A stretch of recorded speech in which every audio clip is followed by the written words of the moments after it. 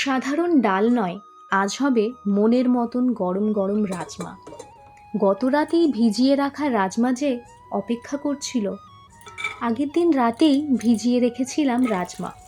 এখন রাজমা পুরো নরম আর ফুলে উঠেছে। প্রথমেই রাজমাটাকে প্রেসার কুকারে দিয়ে ৬-৭টা সিটি দিয়ে সেদ্ধ করে নিতে হবে। আগের থেকে সেদ্ধ করে রাখা আলুগুলিকে পিস পিস করে কেটে নেব। আলু কাটা হলেই পেঁয়াজের খোসা ভালো করে ছাড়িয়ে পেঁয়াজটিকে বেরেস্তা আকারে কুচিয়ে নেব। পেঁয়াজটি কুচনো হলে রসুনের ছাল ছাড়িয়ে নিয়ে টমেটোগুলোকে ছোট্ট ছোট্ট টুকরো আকারে কেটে নেব। জারের মধ্যে পেঁয়াজ, রসুন, টমেটো দিয়ে পরিমাণ মতন জল দিয়ে মিক্সিটিকে ভালো করে ঘুরিয়ে মশলাটি তৈরি করে নেব।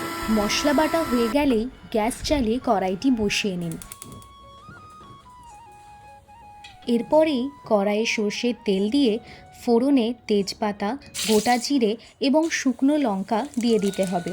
ফোড়নের এই ঝাঁঝালো গন্ধেই শুরু হলো আসল জাদু। এবার কুচনো পেঁয়াজ দিয়ে ধীরে ধীরে ভাজতে ভাজতে যখন সোনালি রং হয়ে আসবে, তখনই দিয়ে দিতে হবে পেঁয়াজ, রসুন, টমেটোর পেস্ট। ভালো করে নাড়াচাড়া করে হলুদ, জিরে, ধনে, কাশ্মীরি লঙ্কার গুঁড়ো এবং রাজমা মশলা দিয়ে ভালো করে কষিয়ে নেওয়ার পর তার মধ্যে আগের থেকে কেটে রাখা আলুগুলিকে দিয়ে ভালো করে নাড়াচাড়া করে নিতে হবে।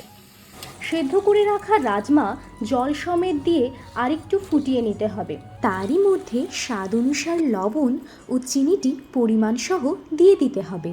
পাশের পাত্রে 2 চামচ ঘি ভালো করে গরম করার পর তার মধ্যে কসুরি মেথি এবং কাশ্মীরি লঙ্কার গুঁড়ো দিয়ে সেটিকে ভালো করে ছেঁকে নিতে হবে।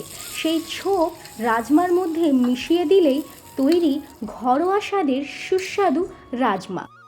আমাদের রেসিপিটি কেমন লাগলো কমেন্টে জানাতে ভুলবেন না।